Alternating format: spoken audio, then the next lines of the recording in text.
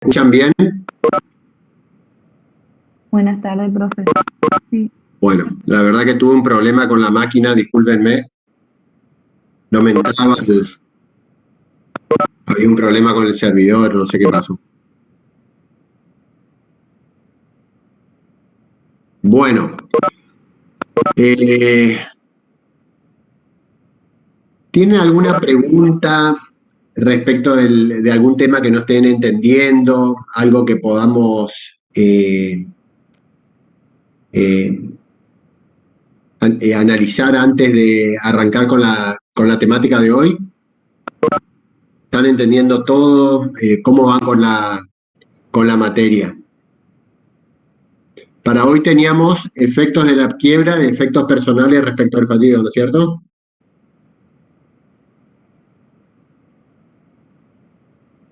¿Me están escuchando? Sí, profe, se le escucha. Bueno, estoy preguntando a ver si necesitan que evacúe alguna consulta.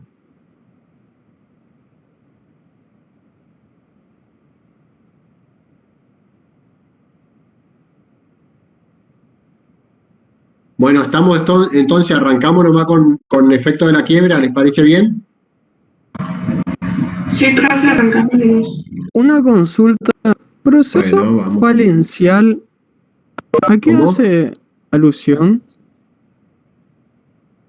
Pero El proceso falencial, ¿qué sería? bueno, ¿cómo nosotros designamos o manifestamos que se considera el quebrado?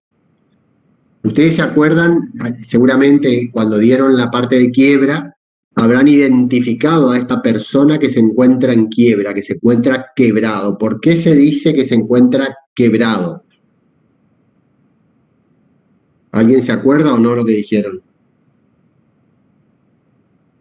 Esto provenía de la Edad Media, es decir, provenía de la Edad Media una terminología que hacía alusión a una persona que se encontraba en bancarrota. ¿Por qué bancarrota? Eso lo dice el término de nuestra Constitución Nacional. Exacto, bueno, ahí está diciendo Karen muy bien, el quebrado es el fallido. Esto tiene que ver con la historia, digamos, de la quiebra. Antes, un mero incumplimiento significaba que una persona se encontraba en estado de cesación de pago, porque el incumplimiento era asimilado a la cesación de pagos. Incumplir era cesar en los pagos.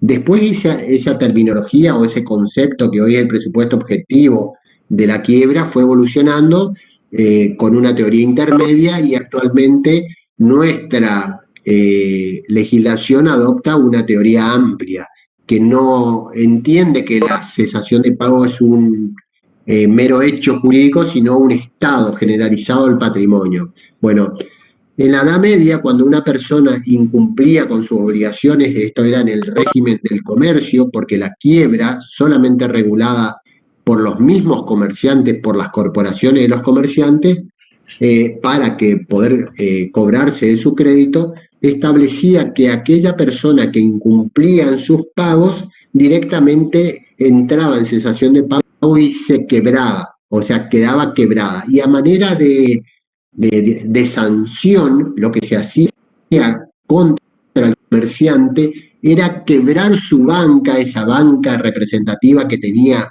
en las ferias, el comerciante, se quebraba su banca como sinónimo de incumplidor y a partir de ahí se comenzaba a producir un montón de efectos, tanto personales, como ahora vamos a ver, como patrimoniales del quebrado, y personales en la misma persona del deudor. Entonces ese símbolo de quebrado se representaba de esa manera.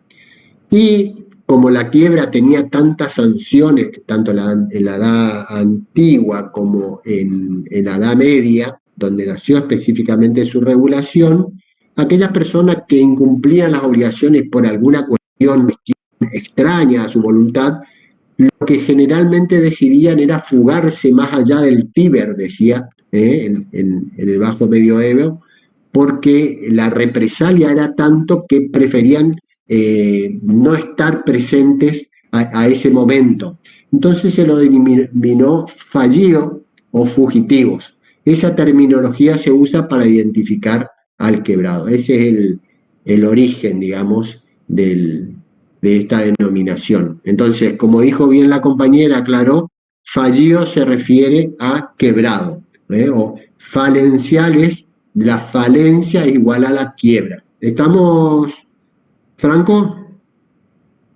Sí, profe, muchas gracias, entendí. Bueno, ¿alguna otra pregunta que quieran hacer de algo que no hayan entendido de esta materia que vamos aprendiendo un poco? Profe, a mí me gustaría que si me podría explicar en el artículo 95, cuando habla de Ajá, los presupuestos sustanciales, ¿a qué hace ajá. referencia? Vamos a leer el 95 para todos los compañeros. Muy bien. La quiebra, ustedes saben que puede devenir de dos maneras. En algunos casos hasta de tres en caso de extensión, pero básicamente puede ser de manera indirecta cuando fracasa el concurso preventivo, está previsto en el artículo 77, o bien de manera directa, ya sea por pedido del deudor o bien por pedido del acreedor. Cuando la quiebra es pedida por un acreedor, ese acreedor tiene que demostrar para que se habilite la sustanciación, es decir, para que se corra traslado de su demanda de petición de quiebra, tiene que acreditar tres presupuestos sustanciales. ¿Qué significa eso? La sustancia, tres presupuestos generales para poder acreditar prima facie la situación de la persona a quien se le está demandando su quiebra. ¿Y cuáles son esos presupuestos sustanciales? Primero que tenga un crédito y que ese crédito sea exigible, después que se encuentre o por lo menos que acredite alguno de los hechos que revela el estado de cesación de pago del deudor, y en tercer lugar que ese sujeto a quien se le pide la quiebra sea un sujeto susceptible de ser declarado en quiebra. Esos son los tres presupuestos sustanciales. Ahora bien, ¿por qué en el 95? Esto ya está en el 80 y en el 83 de estos requisitos, ¿no es cierto? Pero usted aludió al artículo 95. Cuando se decreta la quiebra porque se acreditaron estos presupuestos, la ley le da dos recursos, algunos dicen uno, pero bifurcado, que es el recurso de reposición con trámite y el recurso de reposición o levantamiento sin trámite. El primero regulado en el artículo 94 y el segundo regulado en el artículo 96. Con relación al primero, lo que tiene que desacreditar el deudor para que se revoque la sentencia de quiebra son algunos de esos presupuestos sustanciales. Y los autores enseñan que en realidad lo único que podrá hacer en ese recurso que se tramita ante el mismo juez concursal es desacreditar o demostrar, porque se va a tramitar por vía incidental, que no se encuentra en estado de cesación de pago. ¿Por qué? Porque el crédito exigible no va a desacreditar porque solamente el acreedor que solicitó la quiebra lo demostró a los fines de su legitimación, es decir, para poder instar la vía jurisdiccional, y que es susceptible de ser declarado en quiebra, el juez ya lo analizó al momento de decretar la quiebra y va a ser imposible que decrete una quiebra de un sujeto que no es. Entonces se reduce ese recurso de reposición con trámite a que el deudor demuestre en este proceso un poquito más amplio, que se tramita por vía incidental, que demuestre que no se encuentre en estado de cesación de pago, que es el presupuesto objetivo, el presupuesto madre de todo concurso o de la quiebra. ¿Estamos? ¿Entendido bien? ¿A Sí, eso profe. apuntaba? Muy Sí, bien, muchas gracias. me alegro. Bueno, Profe, ¿alguna otra? yo tengo Sí, una duda parecida, o sea, está en ese tema del artículo 80. Cuando la profesora sí. dijo que eran los requisitos que tenía que tener el acreedor para poder pedir la quiebra, digamos, había dicho que esos requisitos también se aplicaban en todos los otros, menos en la extensión de quiebra. Yo aclarar así como que en el concurso también, pero en el concurso preventivo el acreedor no puede, o sea, ¿se refiere a los requisitos que debe cumplir el deudor en ese caso? Claro, no. Estos son los requisitos para pedir la quiebra y obviamente la extensión no, porque la extensión puede provenir de una extensión porque la que quebró es automática, digamos la del 160, que quebró la sociedad colectiva, por ejemplo, donde sus socios son ilimitadamente responsables, entonces automáticamente esos socios ilimitadamente responsables y solidarios automáticamente quiebran. Entonces, no necesariamente tiene que estar en el estado de cesación de pagos ese deudor, porque quiebran por una consecuencia legal distinta. ¿Sí? En la extensión la descartamos esos requisitos. Y en el concurso no, si el presupuesto objetivo y el artículo segundo, pero como no puede ser pedida por un acreedor, el deudor tendrá que demostrar que se encuentra en cesación de pagos, obviamente que tendrá acreedores, porque si no, no creo que esté en estado de cesación de pagos, y que es un sujeto susceptible de ser declarado en concurso. ¿Sí? Acuérdese que el deudor es solamente el que puede pedir su concurso, no puede pedir un acreedor el concurso de un tercero. ¿Estamos? Entonces, estos presupuestos son para el pedido de quiebra por acreedor, porque el recurso de reposición, si se decretó la quiebra, está previsto para el deudor, para que pueda desacreditar ese presupuesto que estamos mencionando. ¿Mm? ¿Está claro? Sí, gracias. Bueno, me alegro. ¿Alguna otra pregunta que quieran sacarse dudas? Bueno, si no hay otra pregunta, arrancamos entonces con los efectos de la quiebra.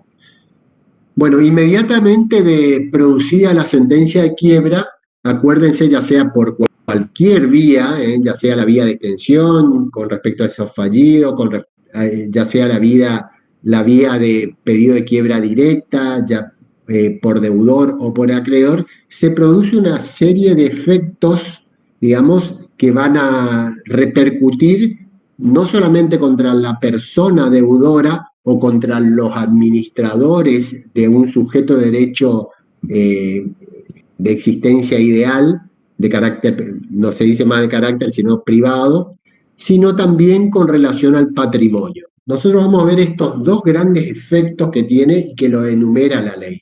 Hay que imaginarse un poco, digamos, esto es sentido común, porque ¿a qué tiende la quiebra? ¿Cuál es la finalidad que tiene este proceso falencial, este proceso de quiebra?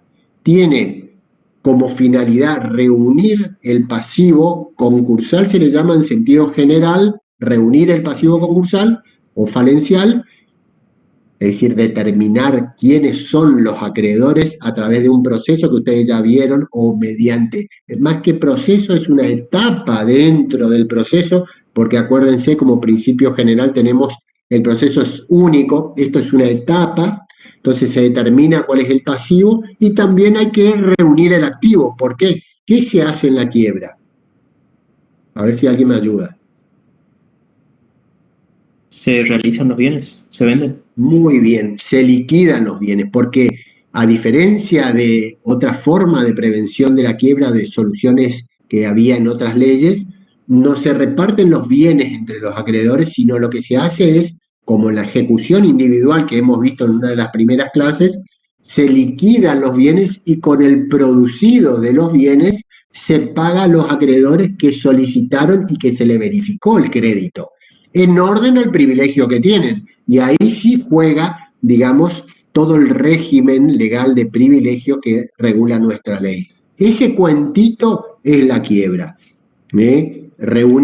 Determinar el pasivo, reunir el activo, y vamos a ver de la manera que se puede reunir ahora, y en función de lo recaudado se reparte a los acreedores que participaron del concurso. ¿Cómo participaron? Verificando sus créditos y obviamente el privilegio que tienen para poder cobrar de manera distributiva. Acá funciona una justicia distributiva y no conmutativa. Se pagará en moneda de quiebra con lo que se recaudó, con los bienes rematados. No se reparten los bienes. Bueno, y para poder cumplir esta finalidad que parece muy sencilla en los hechos, o por lo menos en la teoría, perdón, parece muy sencilla. Sí, la escucho. Disculpe, ¿puedes volver a repetir la última parte?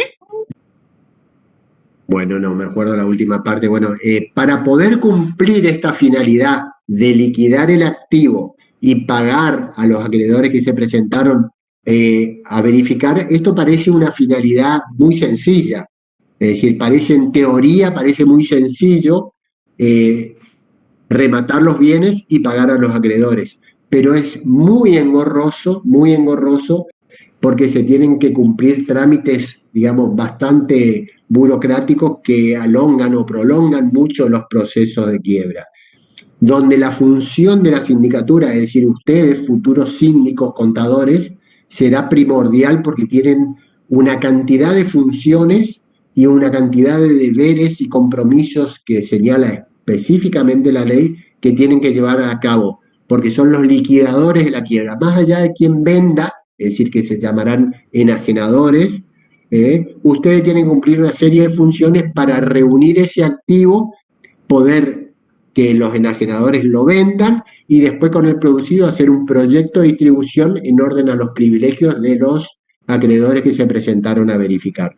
Entonces, inmediatamente de dictada la sentencia de quiebra, ¿sí? ¿Hola? Sí, profe, gracias. ¿Sí? Ah, bueno. Bueno, inmediatamente dictada la sentencia de quiebra se producen, le decía yo, efectos personales respecto al fallido en primer lugar. ¿Cuáles son esos efectos personales? Bueno, en primer lugar, el deber de cooperación, donde el juez concursal y la sindicatura tienen amplias facultades. ¿Qué comprende ese deber de colaboración? Bueno, el ámbito personal del deber de colaboración e información quiere decir que el fallido y sus representantes y administradores de la sociedad están obligados, digamos, a cooperar con el juez para reunir toda la información necesaria para esta finalidad, reunir el activo. También en la etapa correspondiente tiene ese deber de colaboración para determinar cuál es el pasivo concursal. Y en ese afán, está estipulado a partir del artículo 102, en ese afán o en esa finalidad que establece con ese efecto, el juez puede compulsar por la fuerza al deudor o a los administradores de la sociedad a que comparezcan a brindar la información que le pide o el juez o bien la sindicatura. Generalmente esto, digamos, esa compulsa por la fuerza pública no se ejerce. En los hechos o en la práctica lo que se hace es, se libra una cédula al deudor para que brinde toda la información, porque ya automáticamente ustedes habrán visto que en la sentencia de quiebra se pone a disposición de la sindicatura y del juzgado todos los libros y toda la documentación de la empresa o del fallido para que el síndico pueda ir y estudiarla a los fines correspondientes, determinar, digamos, cuáles son cuál es el pasivo, cuál es el activo y poder empezar con esta tarea y cumplir la finalidad. Bueno, ¿cuál es el ámbito temporal del deber de cooperación? En primer lugar, se inicia, hay que decirlo, que se inicia con el dictado de la sentencia de quiebra y se mantiene durante el desarrollo de todo el proceso. Es decir, cualquier cuestión que surja necesaria, un informe del fallido de los administradores, el juez puede utilizar estas facultades que están previstas no solamente en esta norma que les señalé, en el 102, sino también en el artículo 274, y los deberes de la sindicatura y de las facultades también están previstos en el 275, donde puede realizar todas las peticiones necesarias para poder reunir la información. Bueno, otro de los efectos personales, si yo voy muy rápido, chicos, me paran, si no entienden algo, me preguntan, no hay ningún problema en interrumpirme. Otro de los efectos personales es la autorización para viajar al exterior. Una de las cuestiones que hay que hacer debe ser solicitada con anterioridad al viaje y es una medida de carácter cautelar porque lo que se hace con la sentencia de quiebra es se libran comunicaciones a los distintos organismos, por ejemplo, llámese migraciones, llámese Policía Federal, todos los organismos pertinentes que controlen la salida del país. Entonces, dictada la sentencia de quiebra, lo que hace la sindicatura es presentar los oficios correspondientes para librar la comunicación de que a fulano de tal se le decretó la quiebra y que se cumpla con la restricción de salida del país. ¿Cuál es el fundamento de la restricción? De la prohibición de salida del país. ¿Qué les parece a ustedes? Evitar que si tiene bienes afuera, en el exterior, pueda disponer de ellos. ¿Por qué dice en el exterior? Porque forman parte del patrimonio del fallido y puede llegar a ser hasta incluso una evasión positiva. Yo no diría en el exterior, más que nada está fundado es una medida cautelar, decía yo, que está fundado en el propósito de favorecer el efectivo cumplimiento del deber de cooperación, pero no solamente respecto de los bienes del exterior, si los hubiere, sino de todos los bienes. No es que el fallido va a viajar al exterior para resguardar o vender sus bienes, no necesariamente, puede salir para ocultarse y no dar esa información o no cumplir con algunos deberes que se le requieren aquí respecto a los bienes existentes en el país. Por eso se necesita que el fallido o los administradores de la sociedad quebrada o fallida estén presentes para poder brindar, por lo menos hasta la presentación del informe general, esa información sobre la existencia de los bienes, porque es la prenda común de los acreedores, ya lo hemos visto nosotros, que está en resguardo de los mismos, para rematarse y con el producido cobrarse. Así que esta es una norma reglamentaria, porque acuérdense que el artículo 14 de nuestra Constitución Nacional habla de entrar, permanecer, transitar y salir libremente del territorio argentino. Es decir, también el preámbulo de nuestra Constitución regula esta situación donde cualquiera es libre de entrar y salir de nuestro país. Entrar, permanecer, transitar y salir. Pero acá algunos autores señalaron, pero ¿cómo vamos a tener una norma que prohíba salir del país a alguien si nuestra Constitución, una norma de menor jerarquía como la ley de concurso, si nuestra Constitución habilita a cualquier persona a entrar, permanecer, transitar y salir del país libremente? Entonces, la respuesta a esta cuestión es que es una medida de carácter reglamentaria, una medida de carácter cautelar, una medida de carácter temporario que tiene una finalidad por la situación específica en la que se encuentra la persona fallida, llámese persona humana o persona de existencia ideal de carácter privado. ¿Estamos? Entonces, como es reglamentaria y es temporaria, no devendría inconstitucional, sino tiene como propósito una finalidad lícita y debidamente fundada. Así que, bueno, este deber de colaboración, le decía, abarca no solamente al fallido, sino también a todos los administradores si se trata de un sujeto de derecho de existencia ideal. ¿Se escucha, Diego? ¿Se escucha? Se escucha. Como es también otra cosa, aparte, si digamos esa persona está en situación de quiebra, en teoría no debería tener fondo para viajar al exterior, digamos, si se le está por liquidar los bienes justamente porque no tiene para pagar, digamos. Bueno, esa es una cuestión que realmente por ahí en las ciudades chicas donde todos nos conocemos genera un poquito de resquemor si una persona que se encuentra en quiebra vemos que está saliendo del país o viaja. Con relación a los sujetos, a las personas humanas, es más evidente y debería pasar lo que dice usted. Si no podría viajar al exterior, no podría tener plata para viajar al exterior si está viviendo acá, ¿no es cierto? Tiene menos incidencia con relación a los administradores de las sociedades. Bueno, a lo mejor quebró la sociedad, pero los administradores, que son los que tienen la prohibición de salir del país, hicieron una mala administración, evidentemente, pero a lo mejor tienen otra condición económica y pueden hacerlo. Es decir, no hay que prejuzgar por esa situación. Concuerdo con usted que si es una persona humana debería quedar acá para cumplir sus obligaciones, ¿no? Pero bueno. Claro, sí, yo me quedé pensando en un simple comerciante, digamos, en comerciante clásico, pero sí, dado el caso de un administrador, tranquilamente puede tener fondos, digamos, porque puede Sí. tener otras actividades, no solamente la administración de la sociedad. Pero le aclaro que no es el fundamento.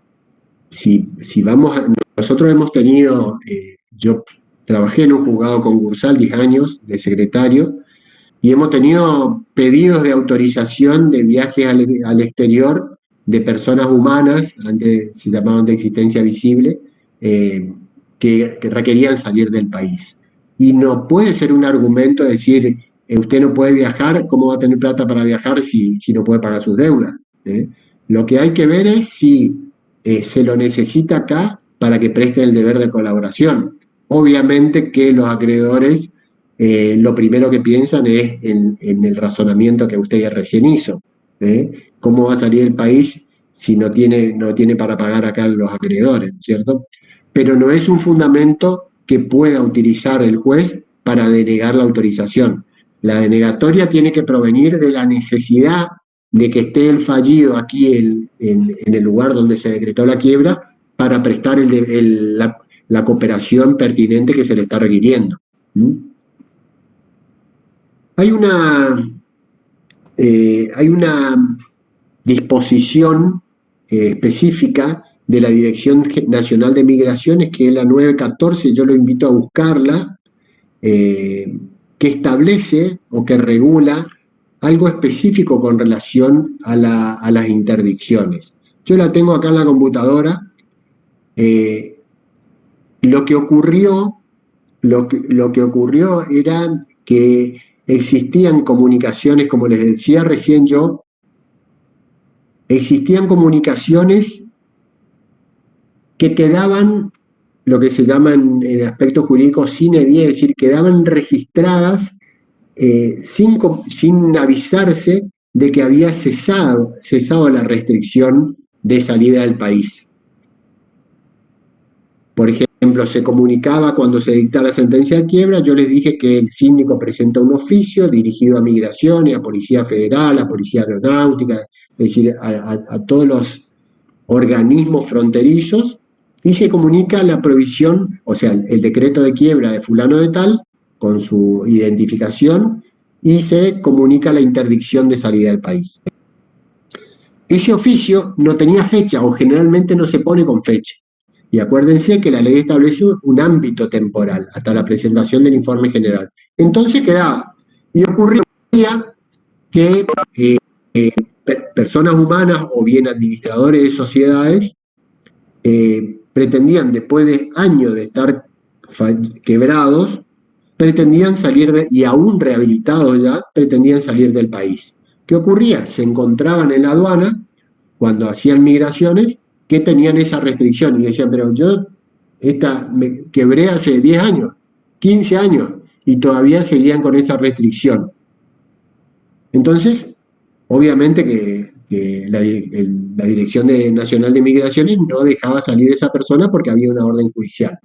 Bueno, entonces ocurrió que ante esta situación y el reclamo de muchas personas se pusieron a ver cómo operaba en la práctica esta situación, y había de alguna manera una cierta desaprensión o un cierto olvido de los jueces concursales que no indicaban el plazo que duraba esa prohibición de salida del país. Entonces lo que dictó la Dirección Nacional de Migraciones es una disposición, que es la disposición 914, que regula en el artículo 3º, hay varios artículos, pero en el 3º específicamente estableció de que todas las restricciones de salida del país de las personas concursadas, de los administradores de las sociedades concursadas, habla en términos general, concurso y quiebra, de los fallidos y de los administradores de sociedades declaradas en quiebra, es decir, redundantemente habla, serán eliminadas del registro nacional aptitud migratoria a los 180 días desde que fueran comunicadas, salvo una indicación expresa de la autoridad judicial que establezca la fecha de la caducidad. Eso dictó la Dirección Nacional de Migraciones a los fines de que no ocurra más que no ocurra más esa situación de decir, encontrarse con personas que ya tenían, su quiebra tenía 10, 15, 20 años y se encontraban que no podían salir del país, en algunos casos perdían vuelos, tenían que volverse si iban en vehículo, etcétera, etcétera. No obstante eso, no es ley vigente, sino una ley, o sea, una disposición migratoria, y algunos autores piensan que es inconstitucional porque no respeta lo que establece la ley de quiebra, de alguna manera, o lo que dice el juez de la quiebra. Pero en los hechos opera esta disposición a los fines de hacer efectivo también el principio constitucional que le decía yo de entrar, permanecer y salir libremente del país. Así que es una disposición que la invito a buscarla. Pongan, googleen disposición 914 del 2011 de Dirección Nacional de Migraciones y la van a poder leer. Bueno. Profe, Sí, entonces no tiene fecha de finalización esa prohibición, ¿o sí? sí, lea el artículo 103, dice, hasta la presentación del informe general, el fallido de sus administradores no pueden ausentarse del país sin autorización concedida en cada caso. Ahora, lo que ocurre, le digo de vuelta, es que cuando se dicta la sentencia de quiebra y los síndicos hacen los oficios que libre al juez, a la Dirección Nacional de Migraciones, a la Policía Federal, o a todos los organismos aeronáuticos, a todos los organismos fronterizos, no ponen fecha. Ese es el error, porque si no hay una fecha exacta de presentación de informe general. También puede ser ampliada esa fecha, ¿no es cierto? Establece el mismo 103 por 6 meses más, pero no incluyen, cometen el error de no poner una fecha de caducidad de esa orden. ¿Cuándo termina? Porque no saben, como yo le decía, el deber de cooperación dura durante toda la quiebra. Pero bueno, deberían poner una fecha estimativa, digamos, en los jueces concursales a los fines de que no ocurra lo que pasa en la práctica. Hemos tenido bueno, un caso, me acuerdo un caso que hemos tenido, que había una persona, fíjense la situación que ocurre acá, que les comento para que no les pase el día de mañana. Me llaman a mí como secretario de juzgado de quiebra que había una mujer, fulana de tal, que tenía prohibición de salida del país y estaba en el puerto de Buenos Aires. Estaba a punto de subir a un crucero. Me hace acordar el ejemplo del compañero. Tenía plata para salir a un crucero. Llegó temprano y se encontró que tenía una restricción de salida del país. Bueno, me comuniqué con la juez concursal, que en ese momento era quien hoy es titular de la cátedra, la doctora Fernández, y, yo estaba subrogando el juzgado concursal, ya era juez del Civil 8 y estaba subrogando el juzgado de quiebra, ya no era más secretario, estaba de juez ahí, de juez de primera instancia. Así que no me comuniqué nada con la doctora Fernández. Estaba como juez concursal ahí porque subrogaba el juzgado concursal en feria. Era un día 31 de diciembre, plena siesta, yo durmiendo para festejar a la noche, recibir el año nuevo, y me llaman con este problema. Había resultado que esta persona era socia de una sociedad muy conocida acá y ni siquiera fue administradora.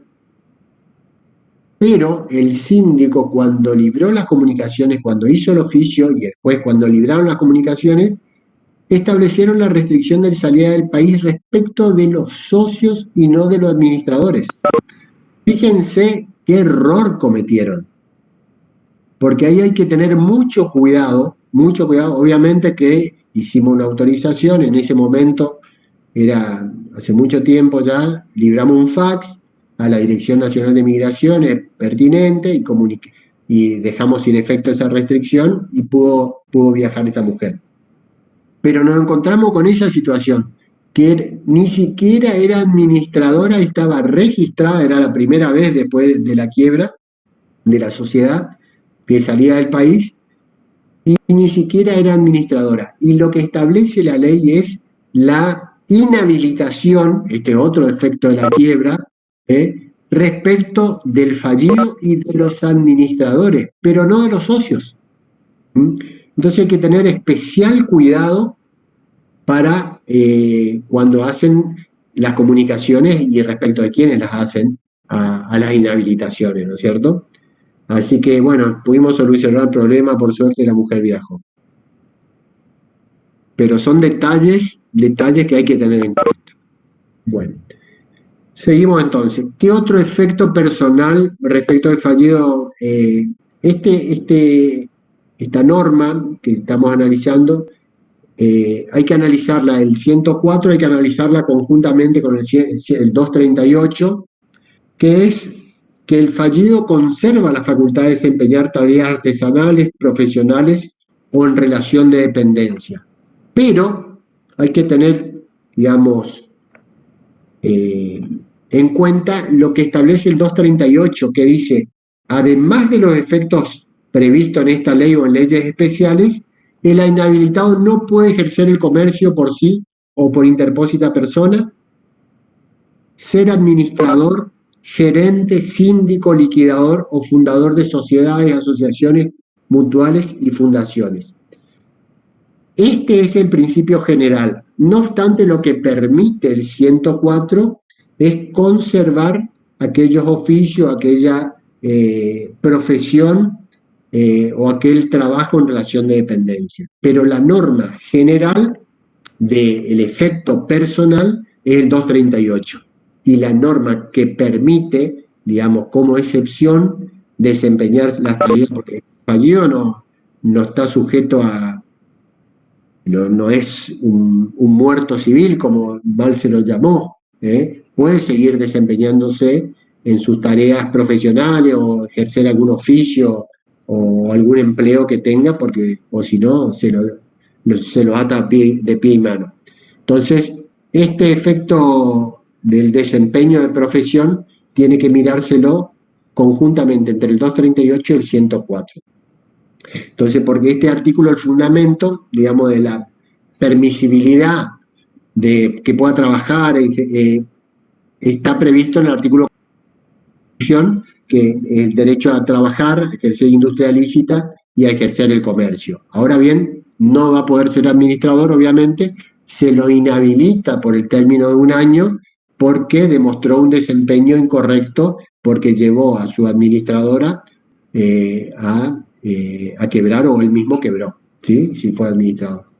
Así que eso hay que tener en cuenta. Bueno, ¿qué ocurre con los ingresos que tiene la profesión durante el tiempo de la inhabilitación? Si uno continúa, está trabajando a lo mejor en relación de dependencia, como hay un efecto que ahora lo vamos a ver, que es el efecto patrimonial del desapoderamiento, esos ingresos, ¿para quién va a quedar? ¿Para el fallido o para la quiebra? A ver, pregunto. Y para mí va a ser para el fallido. ¿Todo? ¿Puede hacer nuevamente la pregunta, profe? Los ingresos, supongamos que sea un sujeto, una persona humana, que tenga un empleo, que sea empleado de comercio. Los ingresos durante el tiempo que está inhabilitado, que es 1 año, ¿sí?, de la sentencia de quiebra, ¿qué pasa con esos ingresos? ¿Se quedan para el fallido o bien ingresan a la quiebra? ¿O hay parte que debe ingresar a la quiebra? ¿Puede ser el 30% o no? Bueno, no el 30%, sino, digamos, los bienes, que lo que sería embargable, dependerá de cuánto cobre. Hay un decreto que se establece el embargo para los trabajadores en relación de dependencia, que regula que establece si es más de un salario, hasta un salario mínimo, el 10%, y posterior o más de 2 salarios mínimos, el 20%. Lo que está sujeto a embargo, ingresa a la quiebra, los fondos líquidos, y lo otro obviamente queda para el fallido. Pero hay una porción embargable que debe ingresar durante el tiempo que dura la inhabilitación, no más allá de la inhabilitación, ¿sí? Por eso se comenta mucho, sobre todo para los sujetos de las personas humanas, que ahí generalmente ocurrió a partir de determinada... bueno, nuestro país siempre estuvo en crisis económica, pero hubo un tiempo que hubo un ejercicio abusivo del pedido de la propia quiebra. ¿Por qué? Había deudores individuales que se presentaban que sacaban muchos créditos, que se comprometían en muchas obligaciones, tenían muchas ejecuciones individuales porque no cumplían las obligaciones en tiempo y forma, entonces los acreedores iniciaban la ejecución y le embargaban. Y tenía embargado el sueldo por el límite legal que yo estoy mencionando, de por vida. ¿Qué hacían estos deudores en la práctica? Se presentaban en quiebra. Como la inhabilitación dura un año nada más, lo que era embargable para pagar todos los créditos de causa o título anterior a la quiebra era ese término de 12 meses, cumplían con el embargo de 12 meses y después quedaban automáticamente, entre comillas, rehabilitados y ya no estaban sujetos más a descuento alguno, y es como que se liberaba de la cantidad de embargos que tenía, porque solamente pueden cobrar los acreedores con los bienes desapoderados, los acreedores de causa o título anterior a quiebra que hayan verificado, con los bienes desapoderados y los adquiridos hasta la rehabilitación. Entonces era muy fácil, de esa manera se liberaban de todas sus obligaciones. Hubo un ejercicio abusivo, entonces la jurisprudencia lo que empezó a hacer, los jueces empezaron a rechazar esos pedidos de quiebra porque, digamos, ejercían un abuso para con los acreedores y hacían un uso y abuso del crédito que le daban esos acreedores. Acreedores con muy escasos recursos, digamos. Pero hubo una catarata de pedidos de quiebra de los deudores en ese sentido. Bueno. ¿Está entendido eso? El caso. Profe. Profesor, ¿puedo hacer una pregunta? No, si está entendido, nada más le pregunto. Yo quería hacer una pregunta con respecto a eso. Sí. ¿Siempre eso va a ser si está en relación de dependencia el fallido? O sea, sí, que se ese le va a es para el sacar caso de relación de dependencia. Acuérdense que hay bienes excluidos, ahora lo vamos a ver, los efectos patrimoniales, que son los bienes inembargables. Y dentro de eso, es decir, uno del sueldo tiene una porción embargable nada más, lo otro es inembargable. Y obviamente que es para el sujeto, la persona humana, fallido humano, porque las sociedades no están en relación de dependencia, sino tienen un objeto social que están cumpliendo. Estamos hablando para eso, ese tipo de sujeto nomás. ¿Sí? ¿Había otra pregunta por ahí? Sí, ahí preguntaron en el chat si podría repetir los porcentajes admitidos. Bueno, hasta 2 salarios mínimos de 1 a 2 salarios mínimos es el 10% embargable. Hay un decreto 400, no me acuerdo en este momento, es viejísimo, 492, no me acuerdo, la verdad que ahora. Pero, y después de 2 salarios mínimos, entre 1 y 2, 10%, y entre más de 2, 20%. Eso es de derecho laboral, digamos, una norma de derecho laboral, no está en la ley de quiebra. Pero eso es legislación nacional vigente. Fíjense cómo las normas del derecho sustancial de distintas materias se van integrando. Nuestro proceso, cuando ustedes vieron la naturaleza jurídica, nuestro proceso regula normas de forma, porque es un proceso, si tiene regulado en forma especial cómo se debe llevar adelante este proceso con características particulares y con la finalidad. Ustedes nunca pierdan cuando estudien o cuando tengan un concurso en que trabajan, cuál es la finalidad. Tienen que llegar a cumplir esa finalidad. ¿Para qué es el proceso? ¿Para qué sirve? ¿Por qué? Esa es la naturaleza. Es de carácter procesal porque es un proceso, ya sea el concurso preventivo o bien la quiebra, y tiene una finalidad específica. En el preventivo, reunir, digamos, con los acreedores, hacer una propuesta de pago para reorganizar su actividad de forma independiente, poder ofrecer una propuesta de pago y pagarles a esos acreedores la propuesta aceptada. Y en la quiebra, como decíamos hoy al principio, liquidar los bienes para que con el producido se pueda pagar a los acreedores. Esa es la finalidad. Siempre tenemos que tener el norte. En ese proceso que tiene normas procesales, reitero, valga la redundancia, también nuestra ley de concurso tiene normas que se llaman, por eso la pregunta de la compañera ahora, sustanciales. ¿Qué quiere decir? Que regulan la sustancia. ¿Cuáles son normas sustanciales en nuestro derecho? Las normas, por ejemplo, el Código Civil, la del Código de Comercio, las leyes laborales dictadas por el Congreso de la Nación. Cuando no está previsto en la ley de concurso, se puede recurrir a la analogía de las normas sustanciales aplicado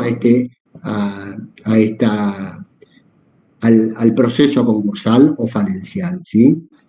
Por eso, en este caso, habla de bienes inembargables, entonces tenemos que saber que durante la época de la inhabilitación hay bienes inembargables. El sueldo inembargable no, es embargable. ¿Quién lo dice? ¿La ley de concurso? No, no lo dice la ley de concurso, lo dicen las leyes laborales. Entonces, ¿hasta cuánto se puede embargar? Se puede embargar en la forma determinada, como yo le dije. De un salario a 2, el 10%, más de 2, el 20%. ¿Y hasta cuándo?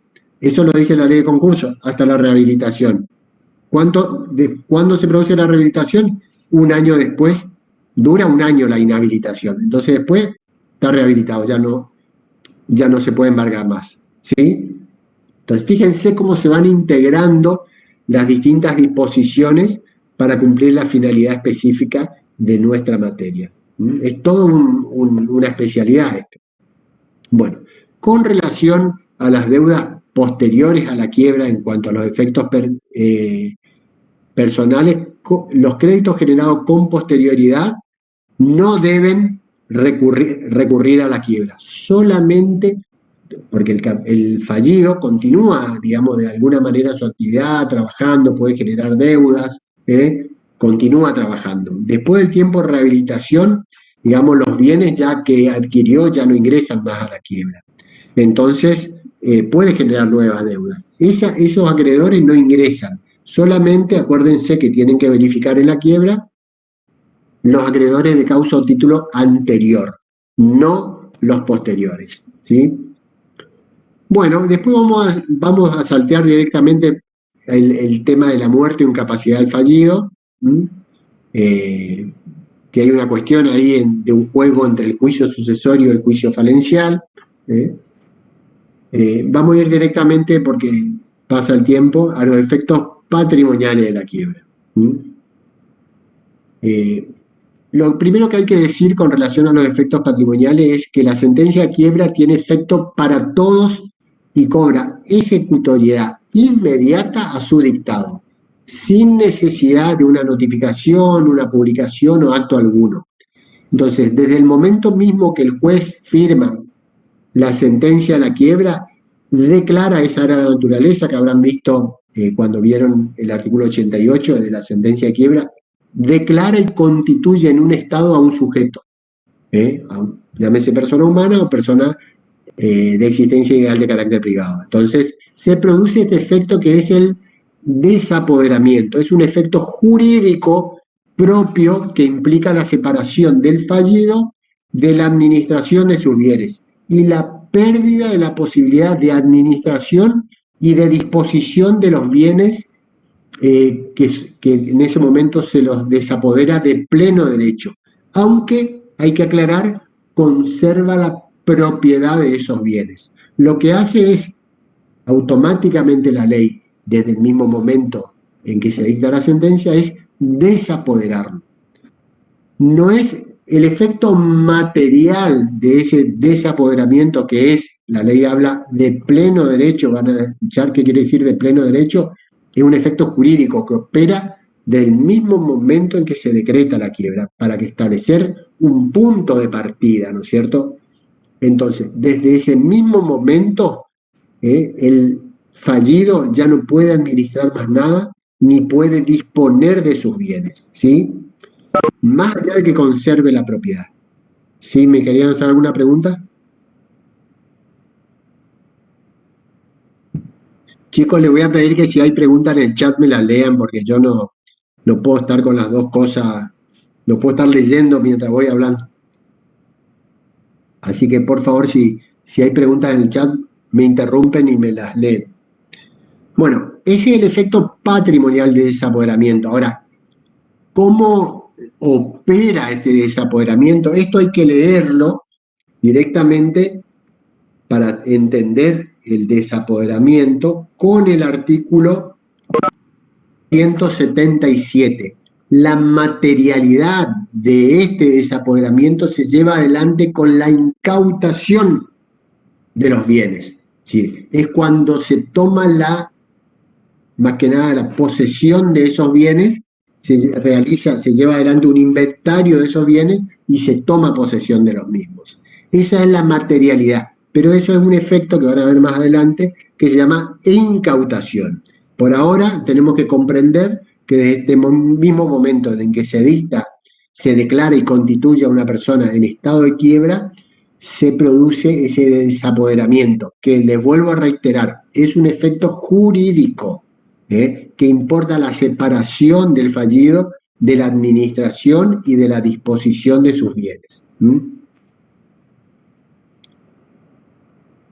Bueno, entonces lo que pierde es la pérdida de poder ejercer derecho de administración y disposición. No solamente debe interpretarse como alusiva a la transferencia de bienes, sino también para la constitución, por ejemplo, de algún gravamen o la realización o celebración de actos jurídicos que importen alguna disminución o algún deterioro patrimonial. También del poder de goce de esos bienes que tenga. Si ya directamente tiene que ponerlo a disposición de quien va a ser el liquidador de la quiebra. ¿Quiénes son los liquidadores de la quiebra?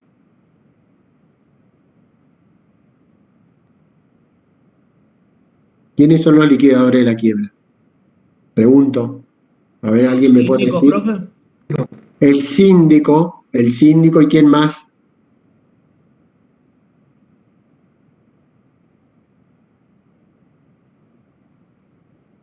Acuérdense que cuando nosotros vimos en la primera clase conmigo cuáles eran los sujetos del concurso, yo le hice una diferenciación que es importante.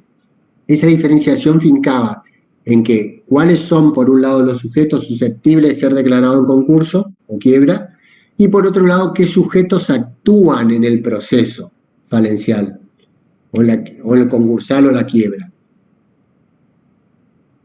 Y entre ellos, ¿qué sujetos trabajan acá o que tienen participación? Los acreedores, el síndico, ¿quién más? El juez. Muy bien. El juez, que es el director del proceso, es también liquidador de la quiebra. Él es el que va a dar las órdenes pertinentes para llevar adelante esta liquidación. Y quien va a operar como gerente, entre comillas, con esas amplias facultades que regula el artículo 275, es la sindicatura. El juez tiene amplísimas facultades para cumplir esta finalidad. Bueno, volvemos entonces al efecto patrimonial. Y reitero, desapoderamiento no puede confundirse con la incautación o la disposición de los bienes. La incautación, que está regulada en el artículo 177, refiere a un acto material para entregar al síndico los bienes, los papeles fallidos. Y es una consecuencia del desapoderamiento o efecto material, reitero. Esto es tan apasionante el proceso concursal y tan diverso y diversificado estos efectos que se producen, estos efectos materiales que se producen en el proceso de quiebra, como la empresa misma que quiebra, es decir, del tipo de empresa que quiebra. Yo recuerdo múltiples casos de diferentes formas de llevar adelante tanto o de cumplir el efecto jurídico y el efecto material.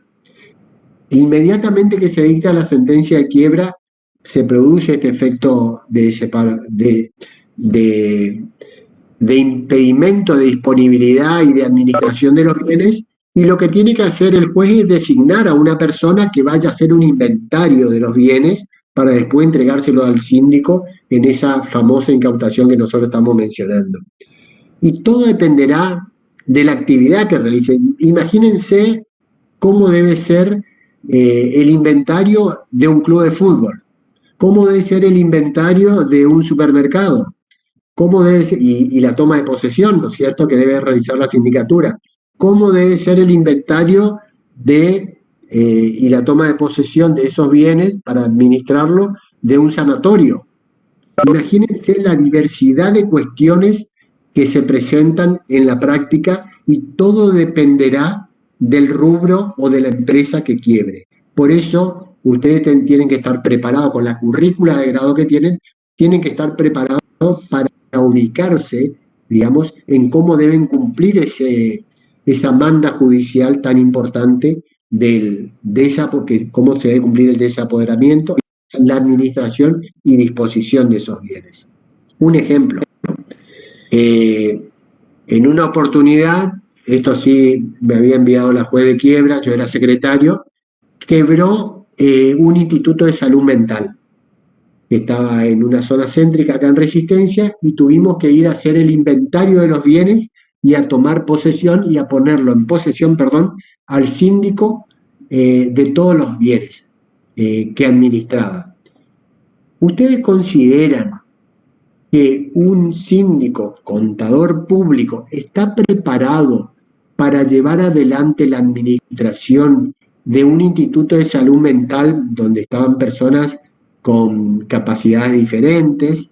Estaban internadas, había por lo menos 25 internados de capacidad distinta, personas totalmente vulnerables, donde los trabajadores eran enfermeros y médicos, y un administrador médico. ¿Qué harían en ese caso ustedes? Y quebró, esa empresa quebró. ¿Qué harían? ¿Cómo harían? ¿Cómo procederían? A ver, ¿alguna idea? ¿Y podría pedir asesoramiento o no? Muy buena idea, muy buena.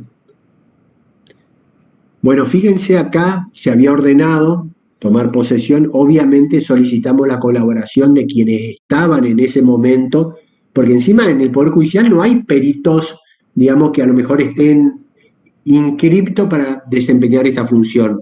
A lo mejor hay médicos para inscribirse para realizar un peritaje de alguna incapacidad, de alguna lesión o de lo que pueda surgir, pero no peritos para administrar una empresa de estas características. Imagínense, porque no solamente uno tiene que tener una formación en la gestión de una empresa, sino la formación en cómo atender a las personas que están internadas en ese nosocomio. Cualquier sujeto que sea extraño a la lex del ARTI de los enfermeros o los médicos es totalmente incompetente para llevar adelante una administración o para atender a esas personas que requieren mayor atención porque era un instituto de salud mental. Fíjense lo que ocurrió. En este caso se había dispuesto el inventario, se había comunicado que a los internados, a los que tenían obra social, se pidió colaboración obviamente a los administradores presentes, pero se dispuso que a esas personas que estaban internadas se lo iba a llevar, a los que tenían obra social, se lo llevaba a una clínica privada, y a aquellos que no contaban con obra social se lo iba a llevar al hospital público, a la sala correspondiente. Eso implicó, yo me acuerdo, digamos, después de haber hecho el inventario y digamos, dado la orden, y los administradores, médicos, enfermeros transmitidos a los pacientes, implicó desintegrar grupos, esa orden judicial. Grupos totalmente arraigados que funcionaban normalmente como una familia en el lugar. Ocurrió que uno de los pacientes no soportó la presión de tener que ir a otro lugar y separarse de su grupo, que era una familia prácticamente ahí, y se tiró de la terraza de ese edificio. 3 pisos tenía. Bueno, gracias a Dios tuvo un final feliz porque cayó sobre una chapa que lo amortiguó y no le pasó nada. Pero fíjense la implicancia, siempre le cuento a los alumnos esta situación, porque salimos en todos los diarios. Fue algo que nos enseñó muchísimo, lamentablemente corrió el riesgo una persona, pero nos enseñó muchísimo a que ese tipo de decisiones de reorganización de la empresa fallida y de la administración de los bienes de ese patrimonio cesante tiene que hacerse tiene que ser muy meticulosa y tiene que ser pensada más cuando está en juego, digamos, la redistribución de personas o cuando se comunica un despido o una suspensión o lo que fuere. Es decir, hay que tener mucho cuidado y obviamente la sindicatura también porque estamos frente a consecuencias que pueden dar lugar a, digamos, hasta algún delito por omisión. Así que bueno, nosotros siempre contamos eso porque realmente nos impactó. En otra oportunidad tuve que ir a hacer el inventario, por ejemplo, una vez operado este efecto, para cumplir el efecto patrimonial, ponerlo en posesión a la sindicatura, yo como secretario, para hacerlo inmediato, poner a la sindicatura de los libros del fallido, del Club Forever. ¿Quién no conoce el Club Forever, no es cierto? Bueno, nos constituimos en la avenida 9 de Julio, donde está la sede del club, subimos con los administradores que estaban llevando adelante la organización y bueno, empezamos a requerir todos los libros correspondientes. Empezamos a hacer un recorrido por toda la sede y cuando entramos a la cancha para ir a los vestuarios, para dejar constancia de lo que había, si había bienes, cómo estaba y todo eso, los simpatizantes o los, llámese barra brava, se habían enterado de la situación y entraron a la cancha. Nosotros estábamos con policía porque ya estábamos advertidos que iban a estar todos los hinchas y entramos, saltaron todos, había muchas personas que cruzaron los muros. Nosotros estábamos con 3 o 4 policías y bueno, algunos de ellos estaban armados y nos amenazaron, digamos, con esas armas.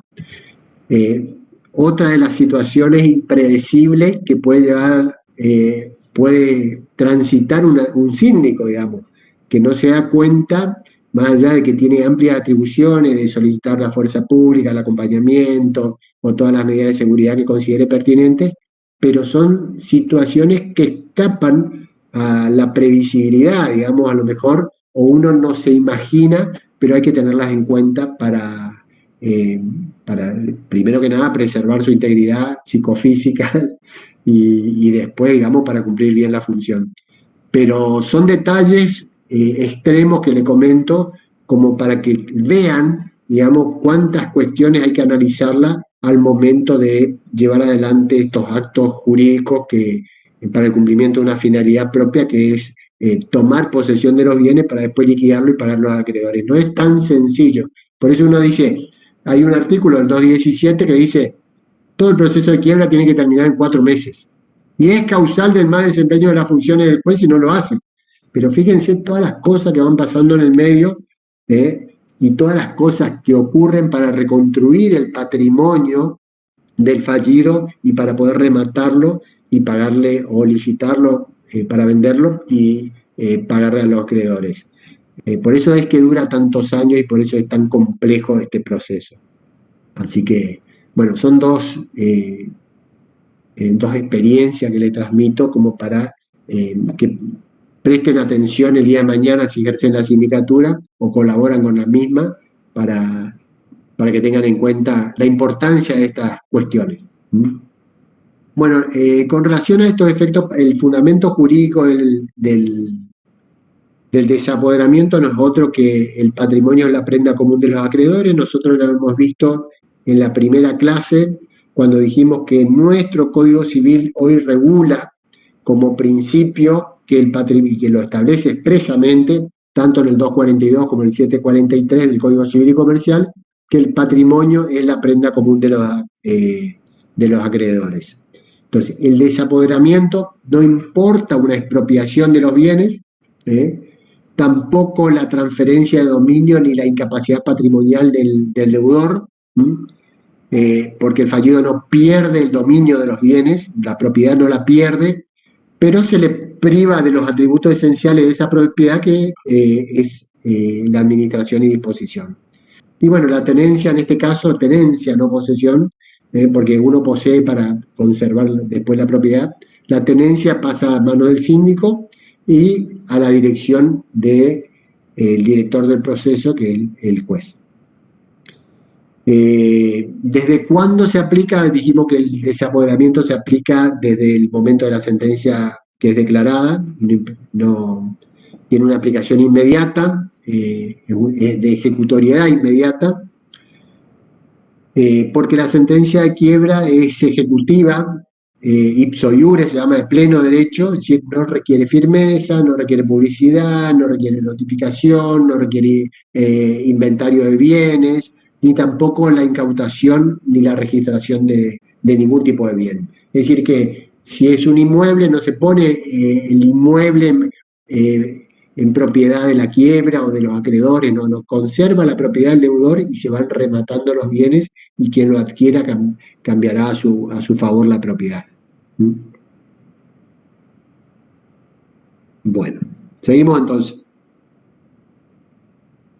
Bueno, ¿a qué se extiende el desapoderamiento? Bueno, hay que decir que el desapoderamiento alcanza todos los bienes actuales, presentes en el patrimonio del fallido, que están o que existen al momento de la sentencia de quiebra. Y todos los bienes futuros que se adquieran hasta la rehabilitación. Y también debe agregarse los bienes salidos del patrimonio que reingresen. Aún después de la rehabilitación pueden reingresar por motivos de acciones de recomposición patrimonial. Por ejemplo, aquellas acciones de ineficacia, que ahora vamos a mencionar. Yo recuerdo un caso, nadie va a adquirir durante la inhabilitación que dura un año bienes, porque todos los abogados del fallido, cualquiera va a aconsejar, che, bueno, no adquiera ningún bien a tu nombre porque ¿qué va a pasar? Ese bien va a quedar, el fallido va a quedar desapoderado de ese bien y va a ir para la quiebra. Yo me compro un auto estando en quiebra y ¿qué va a pasar con ese auto? Va a quedar para la quiebra. Si estoy en el periodo de inhabilitación, obviamente que no debería hacerlo, ¿cierto? O sea, nadie lo hace. Bueno, pero ocurre, por ejemplo, en algunos casos, digamos, que lo reciben por fortuna. Recuerdo un caso de una fallida odontóloga que ganó, había un sorteo de un auto del hipermercado Libertad acá, y tuvo la mala suerte de salir sorteada y ganar el vehículo automotor estando en quiebra y estando en etapa de inhabilitación. Así que ese bien inmediatamente quedó secuestrado para la quiebra. Bueno, en realidad esa quiebra tuvo un final feliz porque después logró un avenimiento, que es una forma de la conclusión con algunos de sus acreedores, con todos sus acreedores, y logró levantar la quiebra. Pero en principio se había liberado la orden de incautar ese bien para incorporarlo a la masa activa falencial. Bueno, ¿quieren hacer alguna pregunta con relación a estos temas que vamos analizando? Sí. ¿Puede ser que un acreedor participe de la liquidación? O sea, como comprador o no. Qué buena tu pregunta, qué buena tu pregunta. Mira, había un artículo, no quiero decir el número ahora porque no estoy seguro, en la parte de compra-venta que prohibía a los acreedores hacerse, digamos, comprar los bienes que se encuentren en litigio. Perdón, a los abogados de los acreedores, de los bienes de su cliente que estén en litigio. Pero no hay ninguna prohibición legal, esto ya tendríamos que ver en el Código Civil y Comercial, ¿no es cierto?, de que un acreedor pueda comprar los bienes de su deudor rematado, ¿sí? Lo que generalmente hacen en las ejecuciones individuales es compensar los créditos.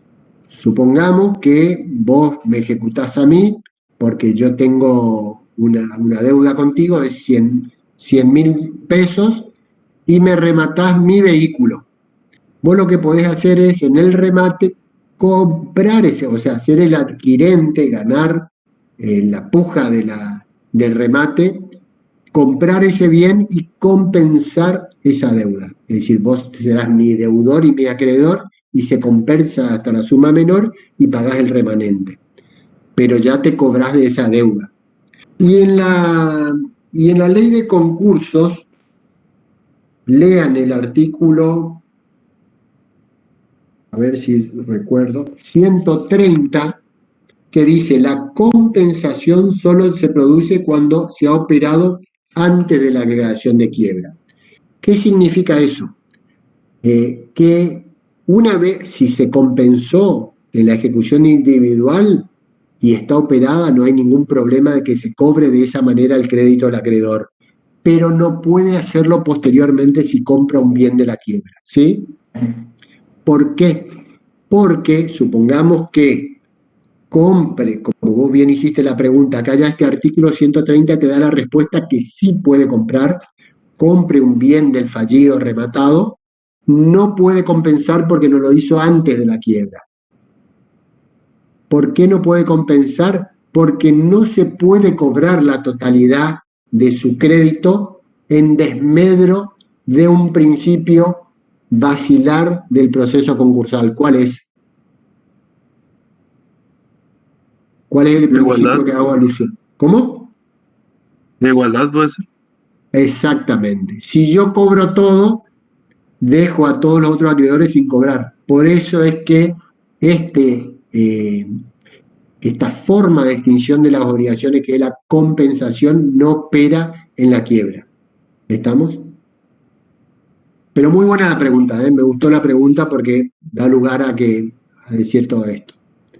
Bueno, ¿hay alguna otra pregunta, chicos? Bueno, continuamos. Bueno, ahí viene excluido el desapoderamiento, están enumerados en el artículo 108, son de excepción y al ser una excepción a una regla general, que es el desapoderamiento, esas excepciones son taxativas, no son enunciativas, sino son esas y ninguna otra más. Y como toda excepción, debe interpretarse de manera restrictiva, es decir, no hay que asimilar casos, sino que son esas y nada más, porque se trata de excepciones, como decía la norma básica, que es la universalidad objetiva del juicio de quiebra. Y porque es una excepción al principio general de que el patrimonio es la prenda común de los acreedores. Entonces, esos bienes que están excluidos, que si ustedes leen el artículo 108, bueno, están enumerados, pueden agarrar los derechos no patrimoniales, los bienes inembargables, la administración de los bienes propios del cónyuge. Bueno, hay las indemnizaciones que corresponden al fallido por daños materiales o morales. Son todos bienes que no ingresan al activo falencial y que quedan en manos del fallido, ¿sí? Bueno, avanzamos entonces. ¿Me querían hacer alguna pregunta por ahí? Seguimos entonces. Con relación a la administración de los bienes y las facultades del síndico, En relación a esto hay que decirle que cuando no hay continuidad de la explotación de la empresa en la quiebra, la actividad del síndico se asemeja más bien a la conservación de los bienes más que su administración, porque lo que tiene que hacer es resguardar ese patrimonio para que la realización de esos bienes lo lleve adelante un enajenador, que es generalmente un martillero público que se designa, o bien si es por licitación se designa o pues un banco de inversión, esos enajenadores o esos funcionarios los designa el juez aparte. Porque el síndico, si bien es el liquidador, no es un enajenador, ¿sí? El que vende los bienes generalmente es, en este caso si es por remate público, es un martillero.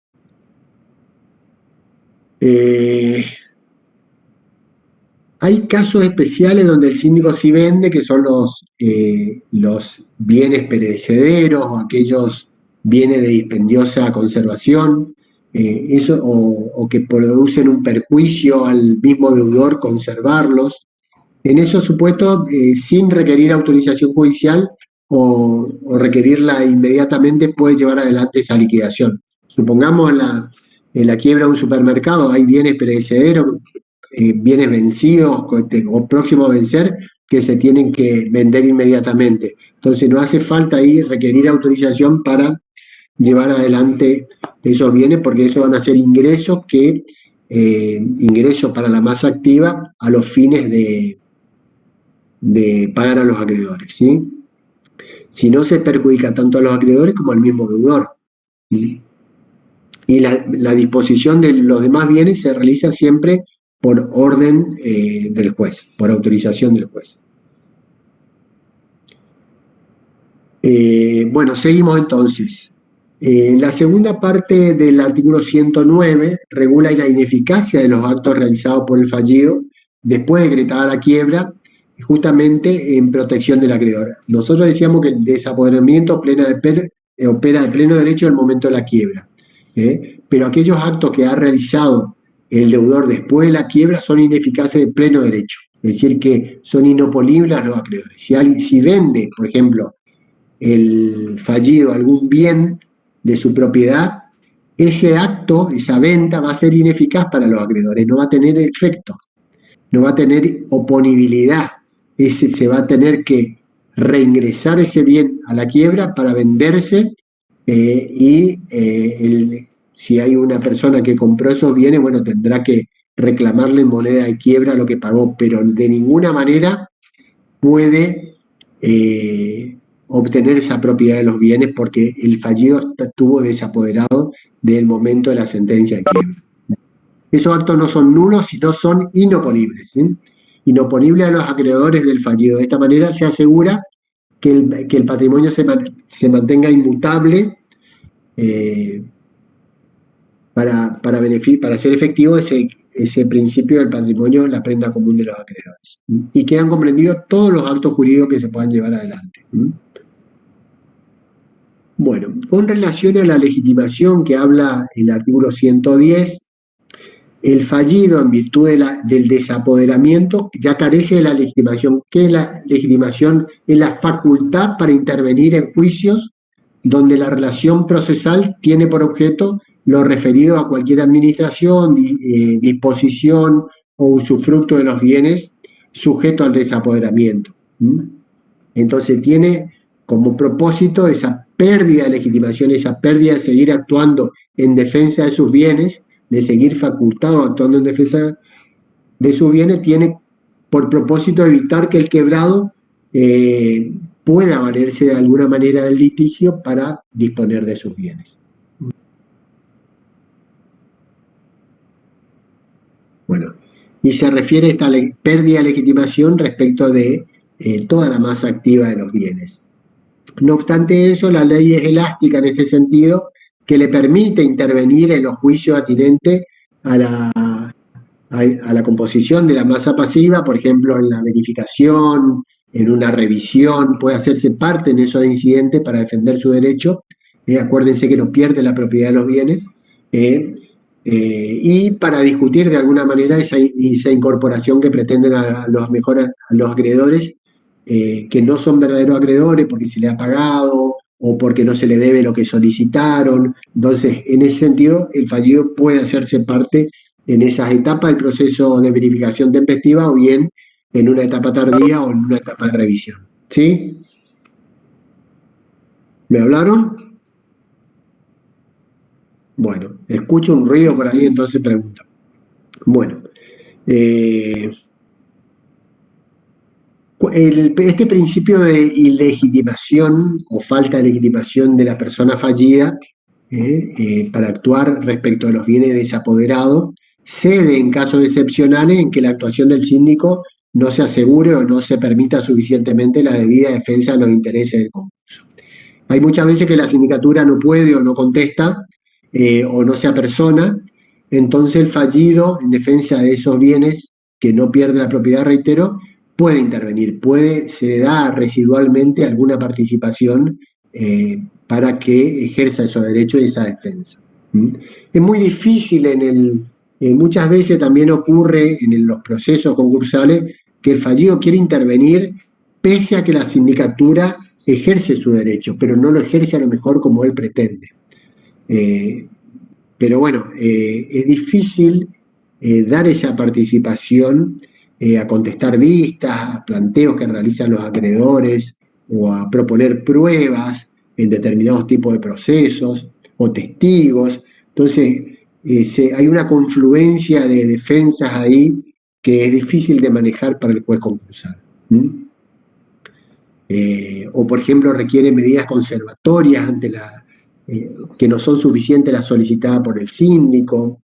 La verdad que es una situación bastante anómala que se produce en los procesos y debe ser regulada o debe ser dirigida por el juez con una elasticidad terrible que muchas veces tergiversa un trámite de cualquier tipo de proceso donde está en juego la defensa de los derechos del fallido o de la masa patrimonial, que complica el trámite. La verdad que complica mucho. Lo que sí conserva el fallido es una legitimación para promover o continuar interviniendo en aquellos pleitos relativos a los bienes que no están sujetos a ese apoderamiento. Y bueno, y como les decía, por último, remarcar de que en la conformación de la masa pasiva, es decir, cuando los acreedores se presentan a verificar, sí ahí puede intervenir libremente, observando un crédito, impugnando o realizando las consideraciones que pretende, ya sea en la etapa tempestiva, en la etapa tardía o en la etapa eventual, que es la revisión. Bueno, acá terminamos de alguna manera los efectos personales y los efectos patrimoniales del fallido. ¿Tienen alguna pregunta? Les voy a explicar rápidamente lo que es el periodo de sospecha y para qué finalidad está regulado. Son las 6 de la tarde. ¿Alguna pregunta con relación a estas cuestiones que hemos dado? ¿Se entendió bien, profe? ¿Se entendió bien? ¿No se fueron todos ya de...? No, profe, se entendió. Acá estamos. Se entendió, profe. Bueno, me están abandonando todo, parece. Parece, Bueno, No, profe, estamos acá. la verdad que una de las cuestiones que ocurre acá no es fácil mirar a la computadora y dar la clase, la verdad que es muy incómodo, no sé si se entiende bien, y más las clases magistrales estas que deberían ser o deberían estar coordinadas para evacuar las consultas, para analizar un caso concreto, para integrar el conocimiento que ustedes puedan llegar a tener. Pero bueno, yo creo que tienen más utilidad ese tipo de clases que estas clases magistrales. No sé si les sirven, enhorabuena, pero yo soy un poco crítico de este tipo de clases magistrales de esta manera. Me parece que podríamos trabajar, se debería trabajar a lo mejor con un trabajo práctico, previo a estos temas y evacuando las consultas al respecto después de una lectura, porque de nada sirve si ustedes no leen y no incorporan el conocimiento con la lectura.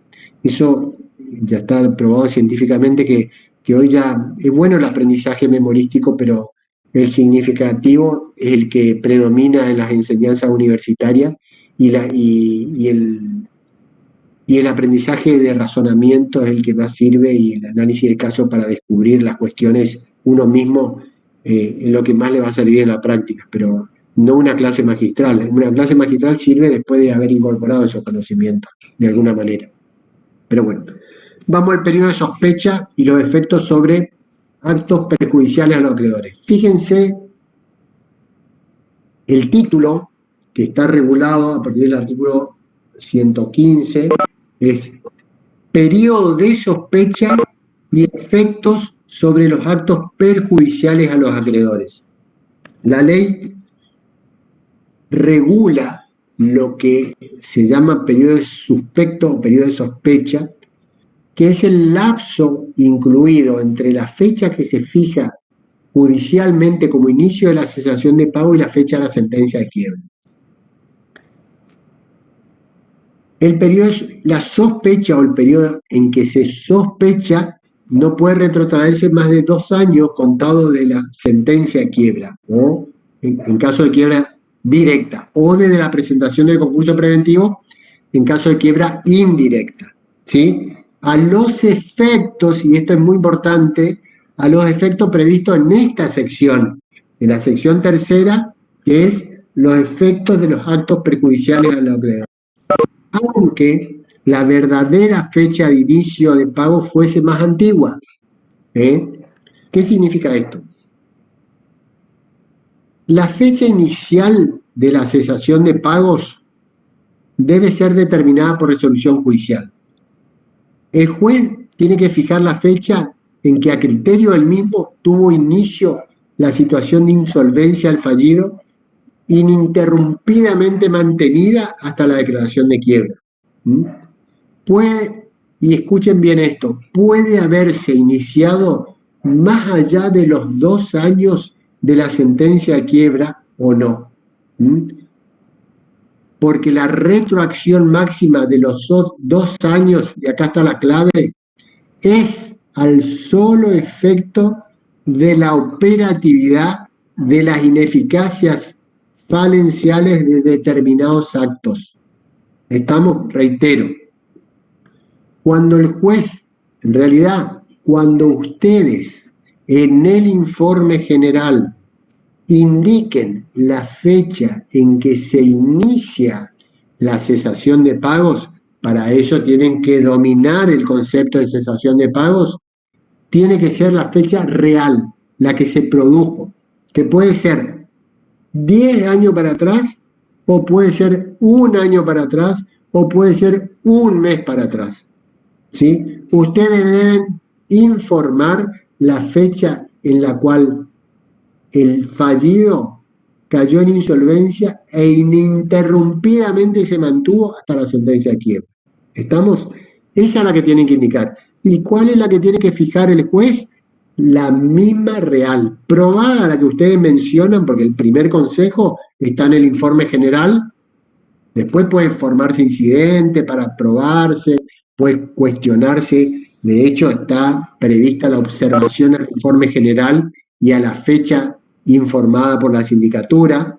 Cualquiera de los interesados puede cuestionarla, y la oportunidad que se establece es en la quiebra, no en el concurso. Pero, le decíamos, la fecha inicial de cesación de pagos debe ser determinada por el juez y debe ser la real. Puede ser 10 años, 5, 2 años, 1 año, 1 mes, pero tiene que ser la real. Ahora, ¿qué es lo que se retrotrae 2 años para atrás, si es, digamos, más amplia la fecha inicial de cesación de pagos? Solamente es a los efectos de ver qué actos jurídicos se realizaron en ese periodo que se sospecha, que la ley sospecha que se realizaron actos que puedan perjudicar a los acreedores, ¿sí? ¿Qué actos? Actos a título gratuito, actos en perjuicio de los acreedores por una venta a un precio irrisorio de los bienes, actos de disposición donde se grabaron, digamos, con alguna garantía, le dieron alguna garantía a algún crédito que no estaba vencido. Es decir, todos esos actos pueden ser perjudiciales a los acreedores. Entonces, la ley sospecha solamente 2 años para atrás, ya sea de la quiebra si es directa o del concurso si es quiebra indirecta, ¿sí? Estamos solamente para ver si hay en ese periodo, si hay algún acto que en lo que el deudor, en el afán de querer, digamos, beneficiarse de él o beneficiar a alguien cercano o beneficiar a algún acreedor, realizó ese tipo de actos inopinados que perjudiquen después a la masa de acreedores, estando en cesación de pago, obviamente. Bueno, ¿estamos o no? ¿Cuáles son esos actos? Bueno, estos actos tenemos actos ineficaces de pleno derecho y actos ineficaces por conocimiento del estado de cesación de pagos. La ineficacia importa la inoponibilidad, como les decía hoy, y no la nulidad del acto en sí. Para poder declarar ineficaz un acto o inoponible tiene que ser válido. Yo no puedo declarar ineficaz un acto que sea inválido, ¿sí? Por eso se habla de inoponibilidad y no de nulidad. No es que si yo dono a mi hijo un inmueble, ese acto no sea válido. Es válido, pero no tiene ningún efecto con relación a los acreedores. No va a volver a mi titularidad, pero lo que va a ocurrir en la quiebra es que ese bien que yo le doné a mi hijo, el inmueble, se va a rematar igual, porque el producido se tiene que pagarle a los acreedores, ¿sí? Bueno, ¿cuáles son los requisitos para una ineficacia de pleno derecho? Es decir, que no necesita otra demostración, no necesita prueba más que ver el acto mismo. El acto cuestionado debe haberse realizado en el periodo de sospecha, es decir, en el periodo que fijó el juez entre el inicio de la cesación de pago y la sentencia de quiebra, siempre y cuando no sea más allá de los 2 años, dentro de esos 2 años. Si es 1 año nada más el periodo de sospecha, dentro de ese año, ¿estamos? Porque antes del año no estuvo en cesación de pagos, ¿sí? El juez debe contar con elementos de juicio que den certeza a ese acto, es decir, puede investigar de oficio, si es una donación puede pedir un informe a los registros de propiedad, puede pedir un informe al colegio escribano, es decir, para asegurarse. Y esta ineficacia tiene, decía yo, como finalidad proteger a los acreedores, por eso que se declara inoponible a ellos. Y la enumeración del artículo 118 es taxativa, son algunos actos más, y después en el procedimiento, cuando se declara ineficacia, hay 2 vías para... ¿Sí? ¿Me hablaban? Escucho ruido ahí, pero... ¿No? Pensé que me hablaban. Bueno, puede recurrir por 2 vías, es apelar o bien por vía incidental. ¿Cuáles son esos actos? Fíjense que la ley enumera actos a título gratuito. Si una donación es un acto a título gratuito, todos los actos a título gratuito que se hayan dado en ese periodo de sospecha se declaran ineficaz de pleno derecho, no hay necesidad, se dicta una resolución, no es que no se dicta, pero la ineficacia opera automáticamente, significa eso. Pago anticipado de deudas, cuyo vencimiento, según el título, debía producirse después de la quiebra, y después constitución de prenda, hipoteca o alguna garantía o preferencia respecto de una obligación no vencida que no tenía esa preferencia, ¿sí? Esos son actos que directamente no necesitan de mayor investigación sino la comprobación del acto mismo. Y automáticamente el juez lo declara ineficaz y esos bienes que habían pasado a la propiedad de otra persona, esos actos son inoponibles y se rematará en la quiebra esos bienes para el producido pagarse a los acreedores. Y después tenemos otro tipo de ineficacias que están previstas en el artículo 119, que son aquellas que se realizaron a título oneroso, los actos jurídicos, durante el periodo de sospecha también, pero que en el acto jurídico realizado entre esa persona no fallida todavía y el que adquirió esos bienes, se conocía del estado de cesación de pagos. Entonces, lo que va a tener que, ese bien va a ingresar a la quiebra, si se comprueba ya esto mediante un proceso que tendrá que realizarlo la sindicatura, en principio, previa conformidad de los acreedores, o bien los acreedores, si no lo inicia la sindicatura, y para que ingrese ese bien a la quiebra. No cambia la titularidad, vuelvo a reiterar, no cambia la titularidad, pero ahí sí se necesita demostrar de que causó un perjuicio y que estas personas conocían, los que realizaron el acto jurídico, conocían del estado de cesación de pago. Por ejemplo, un ejemplo, la venta de un bien inmueble, de un bien automotor, en el periodo de sospecha, donde conocía realmente que esta persona a quien se le compraba estaba en estado de cesación de pagos, ¿sí? Ese es un acto oneroso. ¿Qué va a pasar con lo que pagó el acreedor ese, con el comprador? Y va a tener que ir a verificar en moneda de quiebra, solicitar, para ingresar a la masa en igualdad de condiciones. Pero no va a poder, digamos, pedir la restitución de lo pagado, a moneda de quiebra. Bueno, yo creo que en general está, digamos, comprendido todos los títulos o los puntos del programa que teníamos para hoy. Me quedo a disposición de ustedes para las preguntas.